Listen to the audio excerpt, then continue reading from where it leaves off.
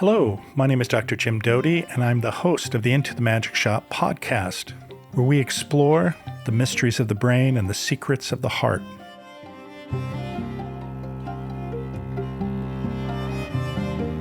Hi, this is Dr. Jim Doty, host of the Into the Magic Shop podcast. My guest today is Deavere Smith, actor and playwright, Pulitzer Prize finalist, a two-time Tony Award nominee, a MacArthur Genius Grant honoree, and the recipient of the 2012 National Humanities Medal. She is known not only for her performances on popular TV series such as The West Wing and Blackish, and her roles in movies such as Philadelphia and The Human Stain, but also for extraordinary one-woman shows both on and off Broadway, as well as her work in stage plays. In the 90s, she created a distinctive genre of theater in which she interviews scores of individuals and then transforms the transcripts into dramatic and profound storytelling focused on race, social justice, and women. It has been said that she is not just a mirror of the people she portrays, but a magnifying glass on the human condition. And it is through these works that move us toward understanding, empathy, change, and a more equitable future for all of us. Today, we not only discuss her background, but her plays, Notes from the Field, which shed light on the school-to-prison pipeline, as well as her play, recently published in The Atlantic, called The Ghosts of Slavery, which is only the second play that The Atlantic magazine has ever published in its history. I hope you enjoy our conversation today. Well, it's nice to see you again since our hiatus, I guess, since the pandemic. Great to see you. Yes, it's nice reconnecting and seeing you again. And actually, I was just looking at Atlantic magazine with the Ghost of Slavery. Oh, yeah. And maybe we can just start there, but I'll work backwards from there. So tell me. Okay. Well, I've been working for a while, really since 2012, particularly at vulnerable juveniles in America. And I wrote a play called Notes from the Field about the school-to-prison pipeline and started working on it well before a lot of people knew about that, which is just the statistics that came from the Justice Department to say that Black and brown kids get expelled from school more than white kids, and those expulsions can predict lives in the criminal justice system. And so that I worked on for some time. It became a play and it became a film for HBO. And when I finished it, I thought to myself, when people think about kids who are vulnerable, we automatically think about boys, Black and brown boys. And when I was curious, what's going on with girls? And so I started to focus on that and wanted to also look at the history, like how did we get to the juvenile justice system and the child welfare system that we have right now? Where did that come from? And the Atlantic hired me to do something, and I, wanted me to write for them. So I decided I would focus on that. And I, kind of went up and down the 20th century like a xylophone. But I landed on a historical fact that I didn't know about Maryland, the town that, I'm from Maryland.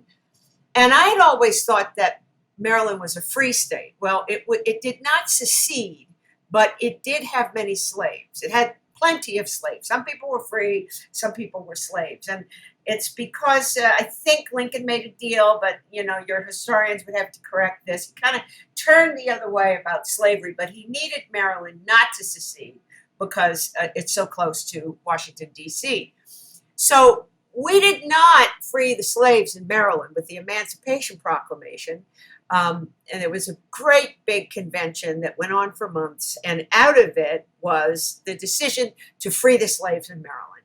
But the day after that, they used an old law, apprenticeship law, and gathered the children back and brought them back to the plantation, with the girls having to stay there until they were 18 and the boys 21, with this bogus idea of apprenticeship. And the title of the play, This Ghost of Slavery, actually comes verbatim out of the the Constitutional Convention, where one of the people who was an abolitionist said, this ghost of slavery, this is a ghost of slavery, to try to pass this apprenticeship law. And so I'm not a historian. I think I got a little bit intimidated about that in terms of the Atlantic, and decided to write a play.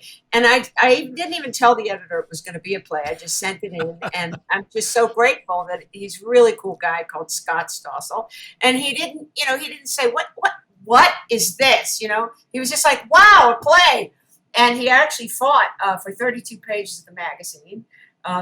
Atlantic is 167 years old. They've only had one other play in all those years, 1930, a short play by Jean Cocteau. So for me, this whole experience was informative, but it was also just a fantastic creative experience outside of the theater, which is where I'm usually working.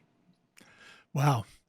Well, maybe we can go backwards about your life. Now, maybe you can tell me about your background growing up, I guess, Baltimore, huh?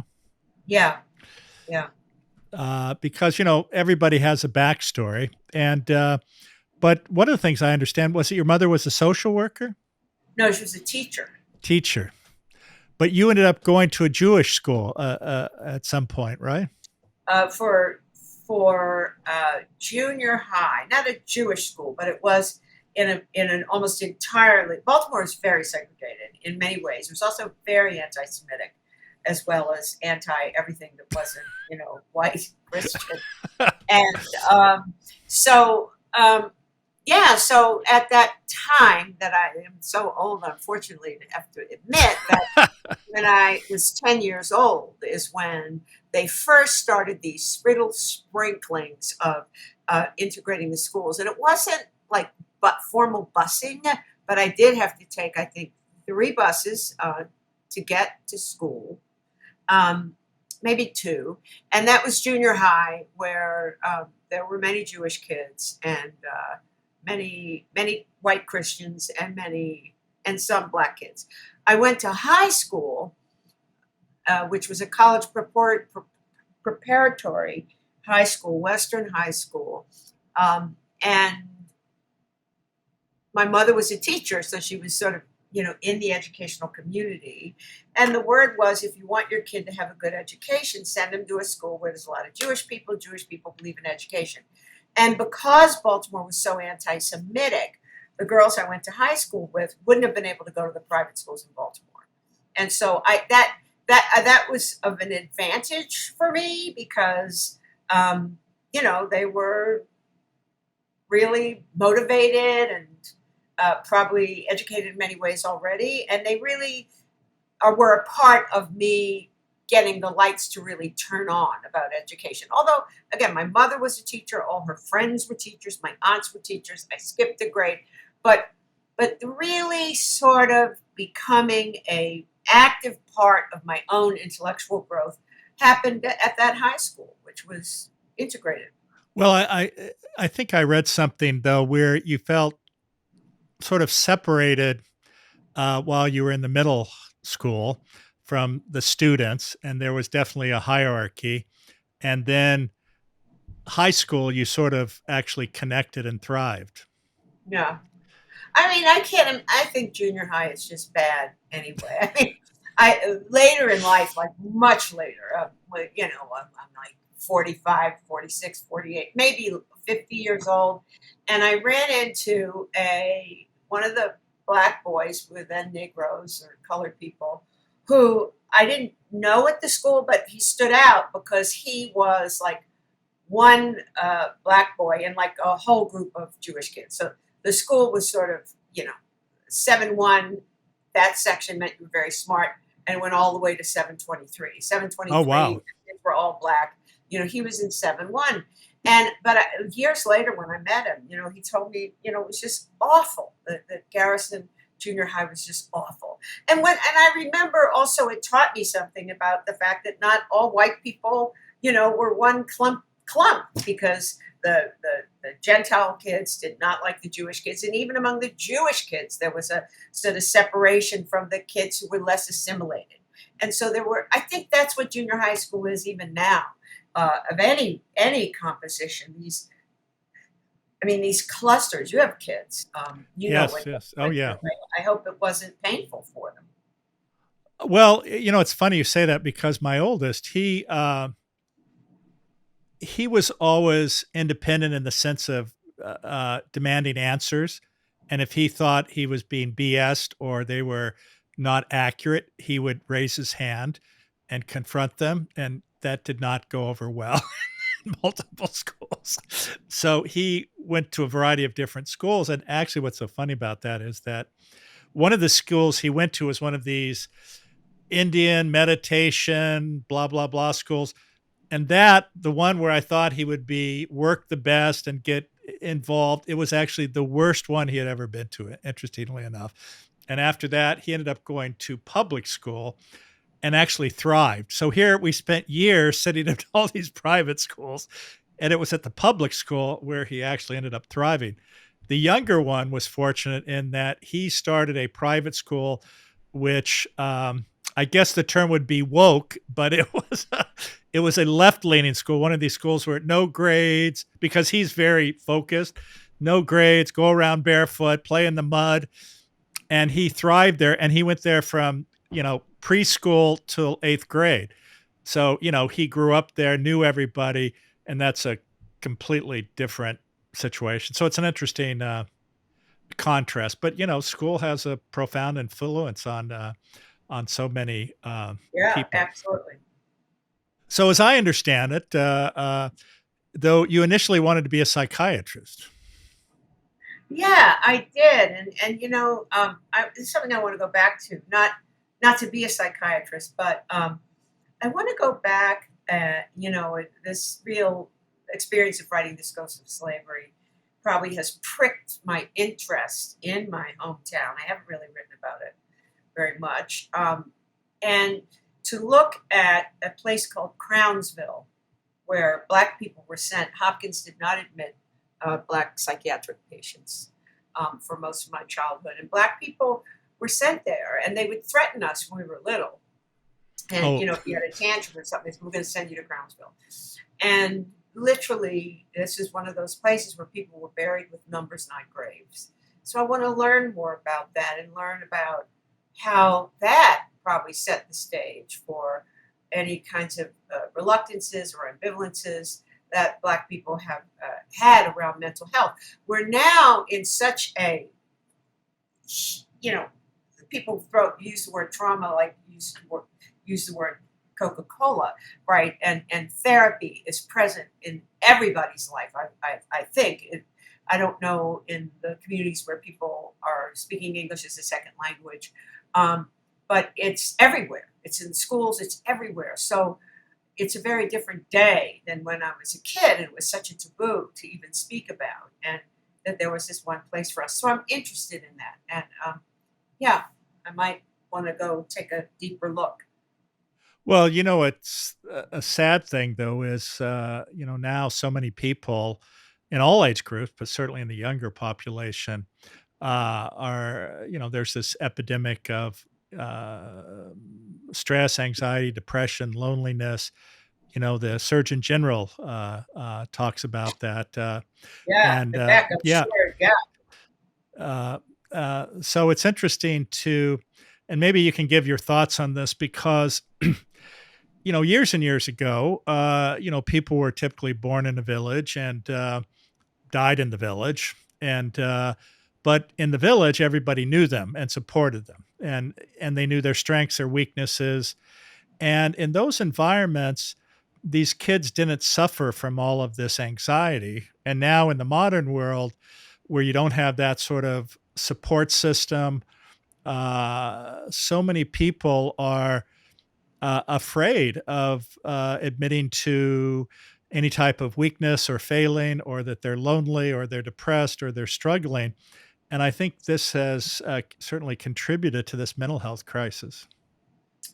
well, I had an opportunity with Victor Carrion at Stanford to be there for a semester as a visiting professor. And if you can imagine, this was 2016, I think, or 17. 17. I think we met in 2016.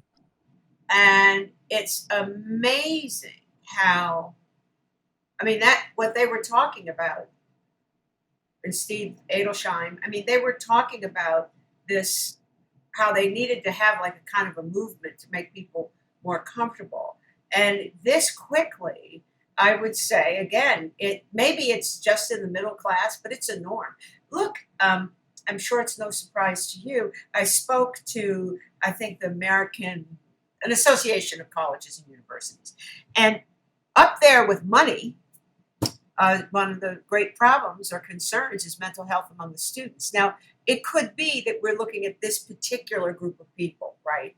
Who Michael Sandel, in his book, Tyranny of Merit, would say are depressed, feel a lot of pressure because they feel they have to achieve so much in these types of high achieving environments. I mean, that could be a part of it. But it's very different. I mean, I'm at NYU, I think I'm supposed to notify people if a whole lot of emotion is expressed. And that's something I have to really kind of pick through because I teach performance, right? And or along those lines, probably more relevant is the people who ask me after I perform, how do you take care of yourself? In one case, it was how do you take care of yourself? How do you take care of the actors who perform your work? And how do you take care of the audience? And so this whole idea of the things that can happen in the theater that are quote unquote triggering. Now, I don't know, you tell me what the good news is. For me, the concerning news is for the theater to do its work, it needs to be a transgressive place. And what do you mean by that? Well, I mean, it's not that we shouldn't care about our audiences, but we should be on the outside. Do you know what I mean? And I think that, perhaps that desire and trigger warnings and stuff like that are, not to section things off, but it's almost like that concern belongs in the field of psychiatry or psychology because we should be in that area where we don't do reckless things, but that there's a different realm of expression. No, I see. Well, it's interesting. I think that making people uncomfortable or sort of having them to face the things that they've suppressed or been afraid of actually can be very therapeutic, especially in a theater environment because you're observing, but you're not necessarily put on the direct spot. Exactly. And, in a way, you could also say to that question that came from an audience member, how do you take care of the audience? You could also say, well, how do we keep ourselves from having bad dreams?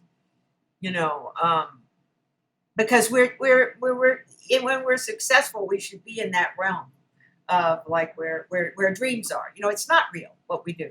And I guess just don't eat onions and nobody wants to have a nightmare.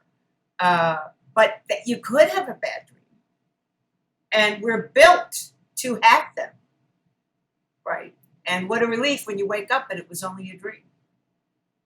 Well, of course, the sad thing is when reality is a nightmare, right? Right. Well, that's true. It's really true. Yeah, and I know you're familiar with the nature of baggage that people carry around, and I think actually, in probably many ways, that baggage which influences individuals' choices as far as relationships or how they act or interact. Uh, uh, People carry these with them throughout their lives, and until they have enough self-awareness, they can't understand, why these things keep happening or the experience they're having. The Tell me a little bit more, and I, of course, know some, but about this pipeline to prison, the and how that evolved. And I know you talked about the girls, but how did you get there with that to start that conversation? Well, I think you actually first met me when I had been doing my play "Let Me Down Easy," which was about healthcare. Yes. In fact, I had an opportunity to meet lots of Stanford folks when Phil Pizzo was the dean, and he was actually a character in the show. It's when I met No, I didn't meet Victor until Notes in the Field. And actually, this was an odd situation where a philanthropist came to me and said, "Have you ever heard of the school to prison pipeline?" And I said, "No." And she said, "Well, I want you to come over to the foundation. I want you to learn about it." And she brought me over there. And there were about 20 people from around the country. I spent the better part of the day. And they were telling me about this school to prison pipeline. And I was just astonished, and particularly going back to my hometown, Baltimore, of a story about a kid in Baltimore who had peed in a water cooler and they were going to take him to jail. Now, because I've done 250 interviews around the country, yeah, I get it. I see how that could happen. And I'll never forget that I was on a television show called Nurse Jackie at the time. And I'd really, that story had stuck in my mind, I guess, because, my mother and all her friends just growing up, and my whole life as a child was about the Baltimore public schools. And so I said to Eve Best, a British actress who was in Nurse Jackie with me, I said, I heard the most troubling and unusual story yesterday. I heard a story about a kid in Baltimore who peed in a water cooler and they were going to take him to jail. And she said, "Oh, well, whatever happened to mischief?" And it was just this very dynamic moment to think, oh, I get it. So, poor kids get pathologized, they get sent to juvie, and rich kids get to have mischief. I mean, pretty much. I'm sure your son had friends in his, muddy school where there was plenty of mischief. I don't think anybody went to jail. Well, that's an interesting point because, again, it shows you the nature of the caste system in the United States. And Right. certainly part of it is racial, part of it is economic. And that's exactly right. You see the wealthy class get off, or as you said, their troubles are just mischief. But if you're a person of color or very poor, you're a problem. And it seems as though what's sad is that the manner in which policing has evolved over the last few decades is it's no longer sort of this individual's part of the community, it's us against them. And that's, I think, this militarization and making clearly biased assumptions about the other is a serious, serious problem. I have to say, I've never been comfortable around police officers. And I don't recall if they were in our neighborhood when I was growing up, or if they were black or they were white, but I was never comfortable around them, yeah. I have a friend who's a black orthopedic surgeon, and he's terrified of the police. And he was driving home one day, and he drives a Mercedes. And of course, what is it? Black while driving or something? Right. Yeah, Right. and he got The pulled up. crime. Yeah, yeah, he gets pulled over, and he was telling me literally he was shaking so hard because you never know what's going to happen, and these things could de-escalate. I mean, I'm sure you probably saw that situation where it showed a black man who had his hands up, and I think he dropped his gun, but then he reached down and like 10 officers just shot him with like 37 bullets and Wow. killed him. Yeah. Then Yeah, there yeah. was a guy who was carrying a rifle, a white guy, and the police officers talked to him for 20 or 30 minutes. He finally laid his rifle down. They arrested him. They took him to Burger King before they took him to prison. And you sit there. Unbelievable. Yeah. And it's just, you can't even imagine how you can get there. Well, George Floyd was the murder of George Floyd. For us to see that was a revolution. And I wrote a play 30 years before that because a white man named George Holliday happened to be out on his balcony testing out his brand new camera, which was probably 10 times the size of an iPhone. And he's the one who videoed the beating of Rodney King in LA. And subsequent to that, when the 4 police officers walked off, the world saw the video. And we hadn't ever been exposed to that. So people who live in neighborhoods around, a lot of black people in under surveillance would have seen something like that, but most people never seen anything like it. So we couldn't imagine that these four cops would not go to jail, and they did not, and the city blew up. But it's interesting how we have to have that evidence for the world to believe it, right? And I wonder how that you think about that, given your work in compassion, is that why does it take evidence, visual evidence? Why isn't the story itself, enough to cause people to go, oh my God, that's terrible. We have to do something about it. Well, I think that for many people, it's much more comfortable to delude themselves than it is to have to face reality, especially if your own situation is comfortable. You look at all the different atrocities that occur, and the reality is very few, if any, would occur if people would step up, right? Most people are silent, which I think Martin Luther King said that, silence is as bad as the act itself, right? Yes, and he also famously said that riot is the voice of the unheard. Right? Exactly. Those who have been silenced, those who are not heard, eventually, there'll be a disruption. Well, I think since you and I have last conversed, we see the rise of this authoritarianism and, in fact, sort of this delusion of the masses on some level.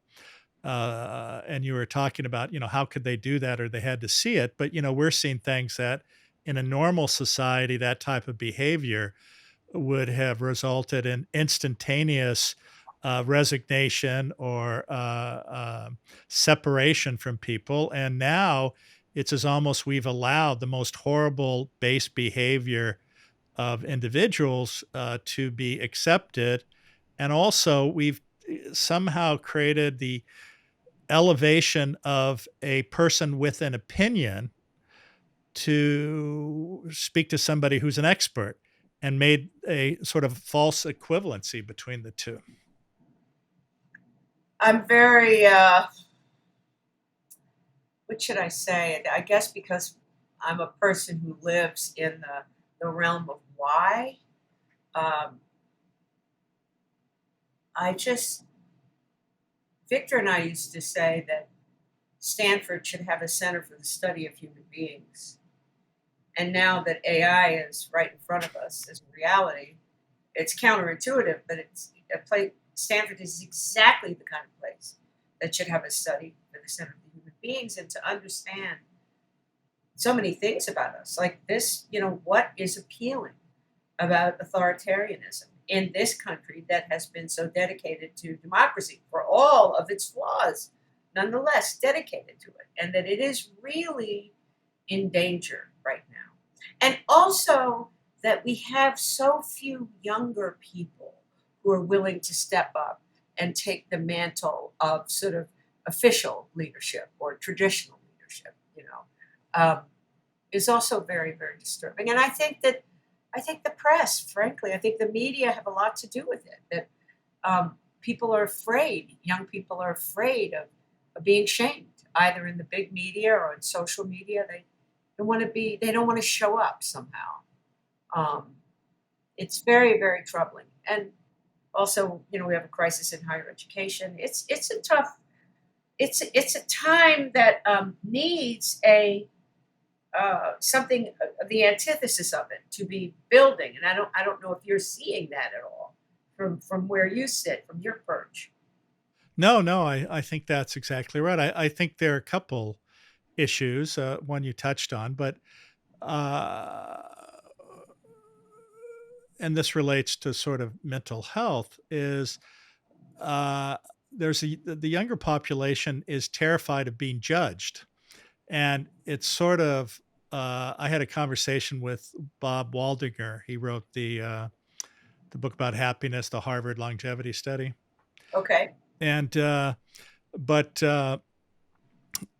were talking about this study that demonstrated, or that showed, that 50% of high school students want to make money. a significant percentage want to be influencers. And then the third ranked was they wanted to be celebrities, which is an interesting phenomenon because it's not looking at outside of yourself. It's like, I want, I want, I want. And I think that's part of the problem. How did we get there? I mean, I think my profession has some of the problem starts with us because we're the ones who put these images out there. Of course, it's a two-way street, right? Like the image doesn't become popular without the audience or the public longing for it and supporting it and paying for it. But you're exactly right, and I found this with the girls that I worked with. A group of actually my high school, Western High, that I talked about before, is now all African American. And I did a summer performance lab in 2022. And when I went around and asked people what they wanted to do, they wanted to be entrepreneurs, they wanted to be famous, they wanted to be influencers. And one girl stood out because she said, "I want to be a psychiatrist." But she was the only one who, and then I went back and visited her again this summer and talked to her. And and her ideas, I really want to help adults. She said, because, people are concerned about children, but she was talking about she can see the pressure her teachers are under. I mean, what a cool kid, right? Who actually, and she's not soft or ooey. She's sort of very straightforward and stuff like that. But I was just really impressed that that's so different from the masses. Yeah, no, that's amazing. Well, it is sort of interesting, this narrative that somehow showing compassion is weak, showing your emotions is weak, when in fact, I believe that that's actually a sign of strength and separating yourself from the masses. But again, you look at this, I think in Western capitalist society, we have promoted a narrative that success, which oftentimes translates into money, power, and position, makes you happy, and people chase after that. And then, of course, as we all know, you climb the one peak, and you're waiting for all this affirmation from others, but it doesn't last, or it doesn't make you feel good. So you go after the next mountain, you climb that one, and you're standing there alone again, and everybody's telling you how great you are, but it's having no impact on you. And you keep doing this. And I think that's a very sad thing. And then I think that, this influencer class, sadly, buy into this narrative that they have to appear perfect. And so they put on the makeup and they put on all these clothes and they use all these filters, and they're promoting a narrative of perfection, which many of them actually are empty inside. And then you have the people watching who try to strive for that, but it's impossible to strive for that. And it's like this circle of ever increasing depression, unhappiness, anxiety, and disconnect. But at the same time, we have another narrative of celebrities and other people in the public eye, the expectation that somebody will bring them down for some reason. So the two things are happening at once, right? I mean, because, I get variety, now it comes online, and, there's somebody's always in trouble, right? Somebody's always being disgraced. It's interesting. So if we go back to your whole small town idea, of course, those small towns also were not great for a lot of people. Oh, absolutely. If you were different, forget it. Forget it. You couldn't be different. So, and if you had to have. I'm thinking about the book Fried Green Tomatoes, which was a small town, but luckily there were spaces where people could be who didn't fit in. I mean, you then require, again, these transgressive spaces or these underground spaces where you could be. And many people who are in theater will tell you that they're in theater because there was something about them that was different. Something about them that was not acceptable. Now, there's also something about them that was applauded. They could sing or they could dance, but often they were the odd people too. No, I think, the narrative is almost a cliche now that somebody becomes successful in the theater, the arts, or movies, etc. But they'll go through this whole narrative how nobody liked them, they were bullied, etc., etc. So The ugly ducklings, all that. yes, yes. Yeah. But maybe it's the ugly ducklings succeed and tell the story, but there are tons of ugly ducklings who don't succeed and still have a sad story, unfortunately. Well, I mean, or now we have the term neurodiverse, and there's this myth because of the way we throw around the idea of the spectrum that the people on the spectrum are geniuses, or many of the geniuses in our midst. So he's on the spectrum, but not everybody who's on the spectrum is a genius. No, or has resources, or you know what I'm saying. So we do tend to make these generalizations, maybe to understand something better, but we do. No. Well, I think that's the human condition, right? We have these biases that we don't look at, and until either we're forced to look at them or something motivates us to look at them, we don't appreciate them, and we continue to have these biases.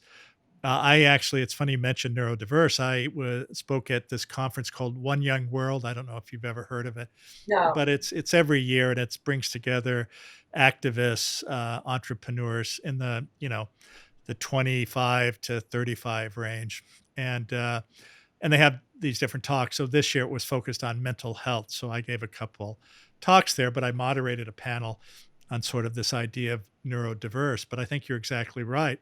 And it's interesting because not only that experience, but I spoke to a group of 500 Facebook engineers. And it was interesting because many people assume that if you're neurodiverse, you're somehow disconnected from feelings. But, the reality is these people have very deep feelings. They just don't know how to communicate those feelings, or sort of the normal interaction with others regarding their feelings. In fact, this talk with these engineers, there was sort of a question and answer. And, I was not amazed, but I certainly, it opened my eyes to the fact that many of these people suffer quite deeply. Mm.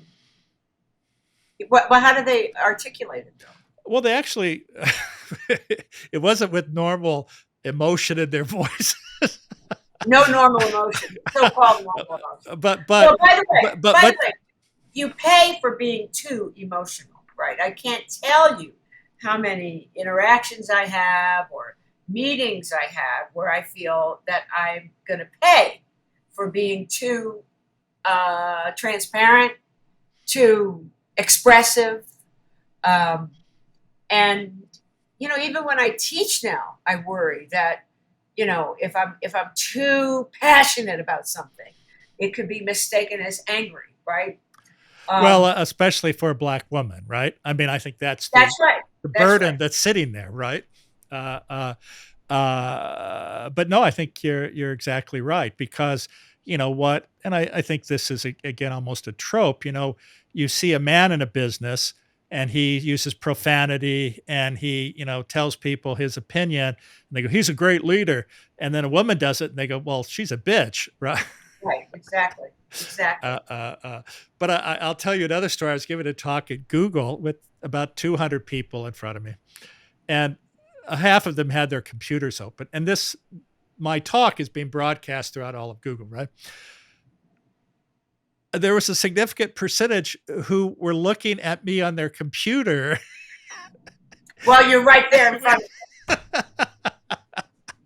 Which I thought was just a very fascinating thing. It just seemed so strange. Well, I guess the computer is its own form of intimacy, in an odd way. And I think Zoom, in 2020, I was very worried about teaching because we were going to teach on Zoom, and I'm teaching performance. How's that going to go? It was and I'm entering my 50th year of teaching. It was one of the best experiences I ever had with teaching, because even though they were off in their own, first of all, they were in their dwelling spaces. Which so you learn more about them from seeing that. And they were able to use aspects of real space, which in a performance lab or a studio you can't really do until the designers come around and it's not real stuff. But also, there was an extraordinary amount of intimacy that came out of those little boxes. It was just amazing. And then the next year, some of them came to an event that I did, and it was the first time they were seeing each other in real life. It was a really, really moving experience. Oh, fascinating. So I think there is something here that can be intimate. Not always, certainly not, but sometimes. No, that's fascinating. I'll tell you another funny story, because I get emotional because I tell these personal stories, which still affect me. And I was giving a lecture at Stanford. And I was talking something about, growing up poor and my mother and et cetera. And so, my voice cracked. I was shedding a tear, but, I just don't care. I just lay myself. And of course, that gives permission for everyone to connect with their emotion, and they become teary-eyed, et cetera. So afterwards, a woman comes up to me and she says, "That must have been so horrible for you." And I'm looking at like, what do you want? She goes, "You must have been so embarrassed and shamed. You were crying, you shed a tear. All these people are looking at you. I can only imagine how horrible you felt." And yeah, like looking at her. And here's the kicker, though. She says, "I'm a psychiatrist and I'm a hypnotist. And if you come to me for 3 sessions, I'll get rid of that for you."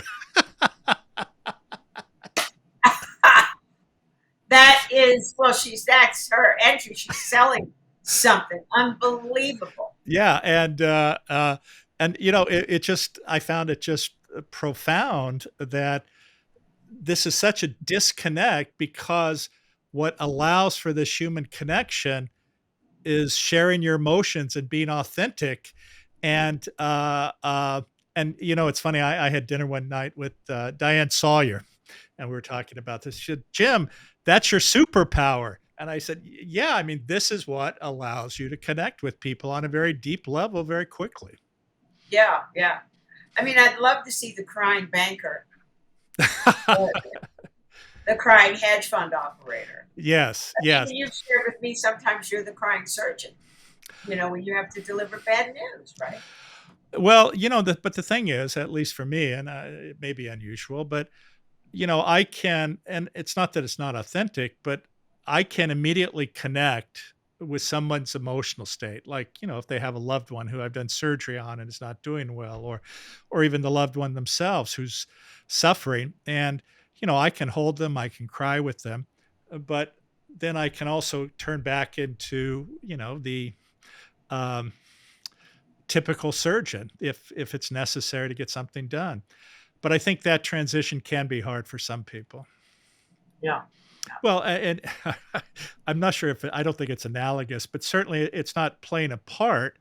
But I'm sure as an actor, you have to come up with emotions from lived experience, right? It's not something necessarily spontaneous, or maybe I'm wrong. Well, everybody's different, and everybody's completely different. Part of it is, I mean, for me, my work has always been about chasing that which is not me.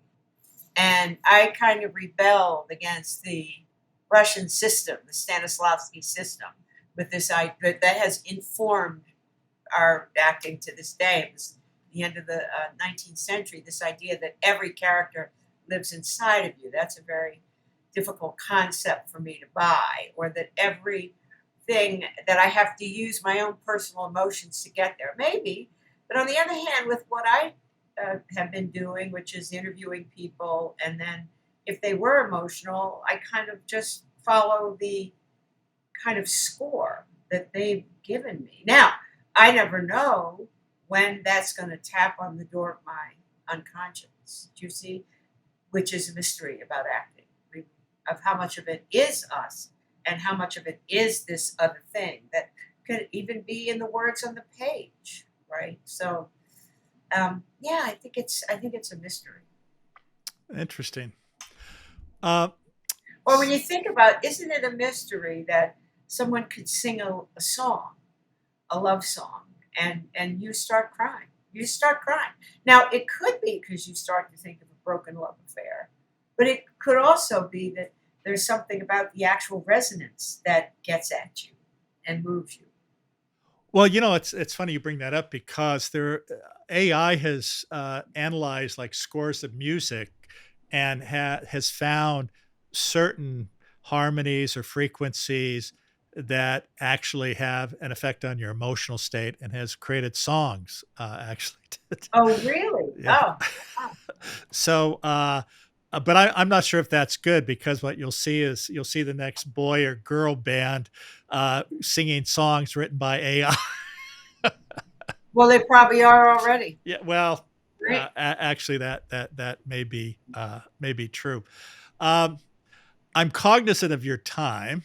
Uh, Maybe you can share sort of some insights from your own journey to some of our audience that has allowed you to uh, you know handle the ups and downs of life. I think so many of us struggle, and we look at people who, by some criteria, are successful. I'm not talking about the hedge fund managers per se, but I'm talking about creative people, people who can sit with their emotions. And of course, that takes, some ability to be resilient. And what are the lessons you've learned in terms of being resilient, showing up even though it's painful? And Yeah, I think that's a good question. I mean, it is. First of all, they're the people who say the most important thing is to show up, right? Um, and I've also learned there's a woman in San Francisco who's 104 years old. You should interview her. ah, And black woman, she was a nurse. And she talked about, don't think about your pain of tomorrow. I mean, also, many of us sort of catastrophize what's going to happen to us in our lives. And I think that, when I did have a really tough time when I decided to be an actor, although some things happened rapidly. And I'll never forget, like, having worked really, really hard and going to my first agent. And she said to me, I just can't send you out. I couldn't possibly send you out, on a job. She said, because I wouldn't want to antagonize my clients. And I said, well, what do you mean by that? She said, we don't look like anything. Are you going to be black or white? And there is a way that I guess I collected so many insults to my dignity that that's a sort of bar that is set, right? And I'm sure that even probably had resonance for something that wasn't immediately available to me about my experiences at Garrison Junior High School. And so I think part of it is riding out anything that's devastating. Resilience is essential, and I think you know better than I that we don't know yet why some people have it and others don't. I don't think my late brother had it to the extent that I do, and I don't know why. I mean, is it genetic? Is sense of resilience genetic? And I don't have, the sort of competitive spirit of I'll show them. I don't really have that. So when things are bad, they hit real hard. They hit real hard. But I'll even like allow myself to go fully into the tunnel. Because in my business, man, you get jumped all the time. well, I would say it's hanging over the abyss. That's how you think of it, Yeah. hanging over the abyss. Yep. And but you realize that once you do that enough times, you never go fall into the abyss. And I think that's Right. sort of in many Well, ways you hope you never well, fall in. yes, Yeah. but keep my fingers crossed. But I would say that I've been successful nominally, but I'm a white male, and I am cognizant of the fact that if I act the part, dress the part, look the part, then I'm accepted. I think for many minorities, there's immediate judgment that comes. And Oh, I do not, Jim, You I do disagree? not, I do not get the benefit of the doubt. Oh, no, To that's, this yeah. day, I do not get the benefit of the doubt. I don't. I just don't. So, but one good thing is that because I live in different worlds, right? I have friends, so I'm in the theater, but I have friends in social justice. I have friends who are academics, stuff like that. That things that are absolutely outrageous that can happen in one area, that people are like, that's par for the course. I get to go to a friend in a completely other area who's like, that is absolutely outrageous, and here's why.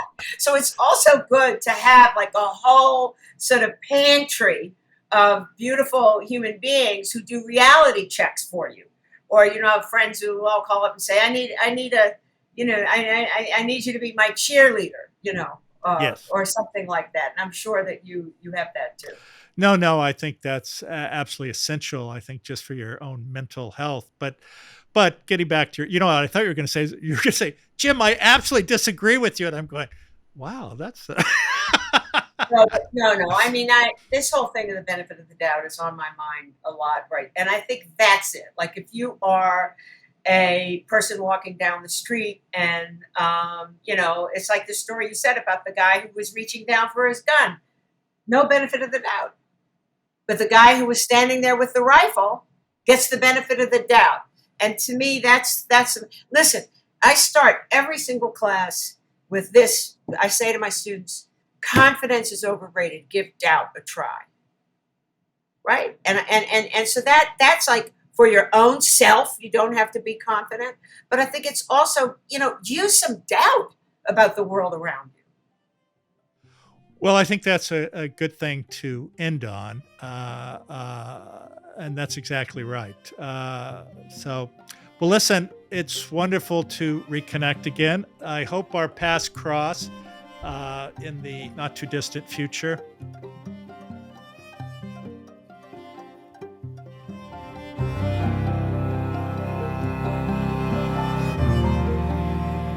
Again, thank you for being with us today. The Into the Magic Shop podcast can be found where you find your most popular podcasts, or you can find us at intothemagicshop.com.